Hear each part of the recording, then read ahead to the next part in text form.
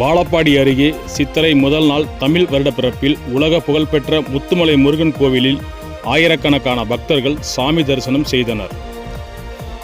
சேலம் மாவட்டம் வாழப்பாடி அருகே உலக புகழ்பெற்ற 146 அடி உயரம் கொண்ட முத்துமலை முருகன் கோவிலில் சித்திரை முதல் நாள் தமிழ் வருடப்பிறப்பில் முருகப்பெருமானுக்கு பல்வேறு வாசனை திரவிய பொருட்களால் சிறப்பு அபிஷேகம் மற்றும் மகா தீபாராதனை நடைபெற்றது. அதைத் தொடர்ந்து சந்தன காப்பு மற்றும் தங்க கவசத்தில் பக்தர்களுக்கு காட்சியளித்தார். அதைத் தொடர்ந்து பல ஆயிரக்கணக்கான பக்தர்கள் அரோகரா என கோஷமிட்டு நீண்ட நேரம் வரிசையில் காத்திருந்து சாமி தரிசனம் செய்தனர். அதைத் தொடர்ந்து கோவில் வளாகத்தில் வரும் பக்தர்களுக்கு கோவில் நிர்வாகம் சார்பில் நீர்மோர் மற்றும் அன்னதானம் வழங்கினர்.